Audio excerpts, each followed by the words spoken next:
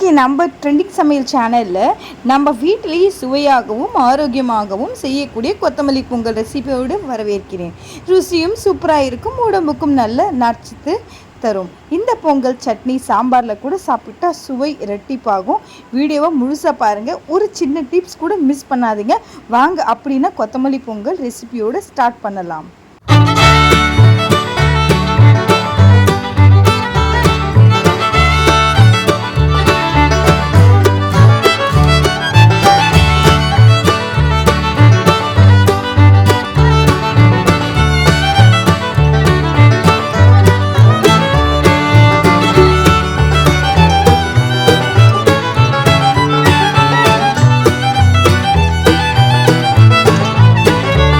ருசியோடு சாப்பிடணும், அதே சமயம் ஆரோக்கியமாகவும் இருக்கணும் அப்படின்னா இன்று நான் காட்ட போகிறது உங்களுக்கு பர்ஃபெக்ட் டிஷ் தாங்க. கொத்தமல்லி பொங்கல் சுவையும் சுகாதாரமும் சேர்ந்து ஒரு பர்ஃபெக்டான டிஷ்ஷுங்க.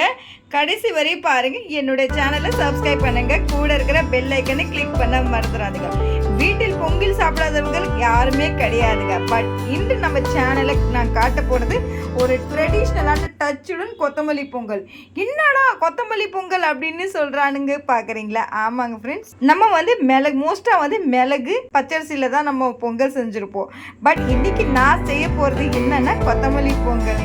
சுவையோ சுவை, உடம்புக்கும் குளிர்ச்சி தரும் இந்த டிஷ் உங்கள் ஃபேமிலியில் எல்லாரும் ருசிக்க சாப்பிடுவாங்க. வீடியோவை ஸ்கிப் பண்ணாமல் என்ஜாய் பண்ணுவாங்க. வாங்க வீடியோக்குள்ளே போகலாம். இப்போ ஒரு குக்கர் எடுத்துக்கிட்டேங்க. அதில் பார்த்தீங்கன்னா ஒரு கப்பு நான் அரிசி எடுத்திருக்கேன், பச்சை அரிசிங்க. அதே கப்பில் பார்த்தீங்கன்னா ஒரு அரை கப்பு நம்ம சிறுபருப்பு ஆட் பண்ணிக்கலாங்க. இப்போ நல்லா இது வாஷ் பண்ணிடுங்க. 2 to 3 டைம்ஸ் நல்லா வாஷ் பண்ணிடுங்க. இந்த கப்போடைய அளவு பார்த்தீங்கன்னா 250 கிராம்ஸுங்க. அரிசியும் பருப்பு நல்லா வாஷ் பண்ணிட்டோங்க. பாருங்க சூப்பராக இருக்குது. சப்போஸ் நீங்கள் ரேஷனில் இருக்கிற அரிசி கூட நீங்கள் எடுத்துக்கலாம், உங்களுடைய விருப்பம். இன்னைக்கு நான் செய்ய போகிறது கொத்தமல்லி பொங்கல் ரேஷன் அரிசியில் தாங்க. சப்போஸ் உங்ககிட்ட ரேஷன் அரிசி இல்லை அப்படின்னா நீங்கள் கடை அரிசி கூட யூஸ் பண்ணி செய்யலாங்க. இப்போ இதை எடுத்து ஓரமாக வச்சிடலாம். அடுத்த ஸ்டெப் நான் என்ன பண்ணலான்னு சொல்லிட்டு காட்டுறேங்க. இப்போ ஒரு மிக்சிங் பவுல் எடுத்துக்கோங்க. இப்போ உங்கள் காரத்துக்கு ஏற்ப பச்சை மிளகாய் ஆட் பண்ணிக்கோங்க. நான் இன்னைக்கு பார்த்தீங்கன்னா 3 பச்சை மிளகாய் நம்ம ஆட் பண்ணியிருக்கேன். இப்போ 2 துண்டு பார்த்தீங்கன்னா இஞ்சி நம்ம எடுத்துக்கலாங்க. அதை ஸ்லைஸாக கட் பண்ணிக்கலாம். சப்போஸ் உங்கள் வீட்டில் குழந்தைங்க காரம் கம்மியாக சாப்பிட்றாங்கன்னா அதுக்கேற்ற மாதிரி நீங்கள் போட்டுக்கோங்க. இப்போ இந்த நேரத்தில் ஒரு கொத்து நமக்கு கொத்தமல்லி நம்ம ஆட் பண்ணிக்கலாங்க, கொரியண்டர் லீவ்ஸு. இப்போ எந்த கப்பில் நம்ம அரிசியும் பருப்பு எடுத்தோமோ அதில் பாதி கப்பு பார்த்தீங்கன்னா நம்ம தண்ணி எடுத்து ஆட் பண்ணிக்கலாங்க. தண்ணி கொஞ்சமாக ஆட் பண்ணி நம்ம ஃபைன் பேஸ்ட்டாக அரைச்சிடலாங்க. அரைச்சிட்டோம். நம்ம எந்த கப்பில் அரிசியும் பருப்பு நம்ம எடுத்தோமோ அந்த கப்பு ஃபுல்லாக வந்திருக்கு. பார்த்தீங்கன்னா நம்ம இந்த கப்பில் தாங்க நம்ம அரிசியும் பருப்பும் நம்ம எடுத்துருக்கோம். ஸோ அதில் 4 கப்பு தண்ணி ஊற்றிக்கலாங்க. உங்கள் அரிசியை பொறுத்துங்க எல்லாமே. ஆல்ரெடி நம்ம 1 கப்பு ஊற்றிட்டோம். ஸோ இப்போ 2 கப்பு நம்ம ஊற்றிக்கலாங்க. டோட்டலாக நான் 4 கப்பு தண்ணி ஊற்றி போகிறேங்க. லாஸ்ட்டாக பார்த்தீங்கன்னா நம்ம மிக்சியில் பார்த்தீங்கன்னா வாட்டர் நல்லா இருந்தது. ஸோ அதை ஃபுல்லாகவே நம்ம மிக்ஸ் பண்ணி ஊற்றிட்டோம். அளவுக்கு நம்ம கல்லுப்பு ஆட் பண்ணிக்கலாங்க. இப்போ பாருங்க, அடி வரைக்கும் அப்படியே கிண்டிட்டே இருங்க. ஏன்னா நம்ம இதில் கல்லுப்பு ஆட் பண்ணிருக்கோன்றனால. இப்போ நம்ம ஸ்டவ்வில் வச்சிடலாங்க. இப்போ குக்கரில் மூடியை போட்டுட்டு ஒரு 3 விசில் விட்டு எடுத்துடலாங்க. அதிகமாக விடாதீங்க, ஒன்லி 3 விசில் தான் விட்டு நம்ம 3 விசில் விட்டு எடுத்து பார்க்கலாம் எப்படி வருதுன்னு. இதில் விட்டு நம்ம எடுத்துடலாங்க. பாருங்களா சூப்பராக இருக்குது. இந்த மாதிரி தாங்க வரணும். சூப்பராக அடி வரைக்கும் கிண்டுங்க. எங்கேயாவது தீஞ்சு போயிருக்கான்னு பாருங்களா. பச்சை பசேன்னு சூப்பராக இருக்குது.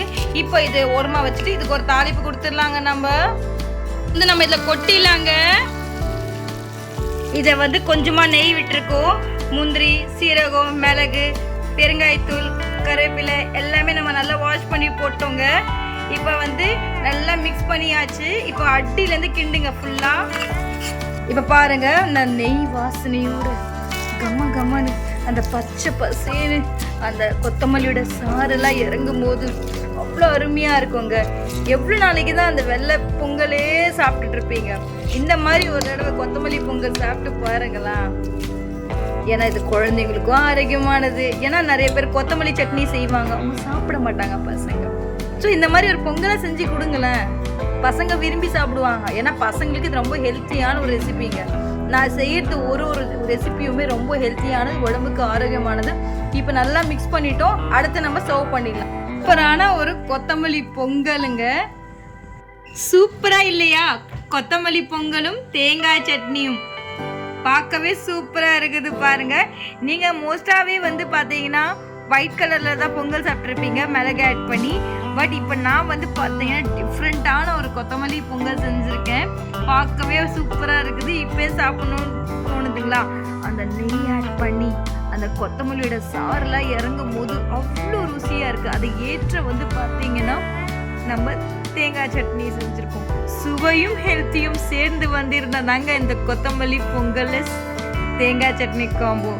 கொத்தமல்லி பொங்கல் தேங்காய் சட்னி காம்போ உங்கள் வீட்டில் யார் அதிகம் விரும்புவாங்கன்னு கீழே என்னுடைய கமெண்ட்டில் சொல்லுங்கள். இந்த மாதிரி சுவையான ரெசிபிகளை நீங்கள் மிஸ் பண்ணக்கூடாதுன்னு என்னுடைய வீடியோவை பிடிச்சிருந்தா உடனே லைக் பண்ணுங்கள், ஷேர் பண்ணுங்கள்.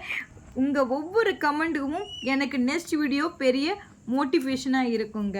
இன்னும் சப்ஸ்கிரைப் பண்ணலைன்னா உடனே சப்ஸ்கிரைப் பண்ணிவிட்டு கூட இருக்கிற பெல் ஐக்கனை கிளிக் பண்ண மறந்துடாதீங்க. இப்போ பார்த்தீங்கன்னா செம சூப்பராக இருக்குது. இந்த ரெசிபியை கண்டிப்பாக மீண்டும் நீங்கள் ட்ரை பண்ணுங்கள். ஒரு தடவை சாப்பிட்டீங்கன்னா சாப்பிட்டுக்கிட்டே போகலாம். அவ்வளோ பல்லிடாதவங்க கூட அப்படியே வந்து ஸ்வங்கின்னு வாயில் போட்டால் அப்படியே டக்குன்னு இறங்குங்க. இந்த வீடியோ கண்டிப்பாக உங்கள் ஃப்ரெண்ட்ஸ் அண்ட் ஃபேமிலி மெம்பர்ஸ்க்கு ஷேர் பண்ணுங்கள். அவங்களுக்குமே இது ரொம்ப பிடிக்குங்க. என்னோடய வீடியோ முழுசாக பார்த்ததுக்கு ரொம்ப ரொம்ப நன்றிங்க. நாளைக்கு இதே மாதிரி சூப்பரான டிஷ்ஷில் சந்திக்கும் வரை இப்போ உங்களோட அலுமையில விடைபெறுவது. Take care, love you all, bye bye, see you tomorrow.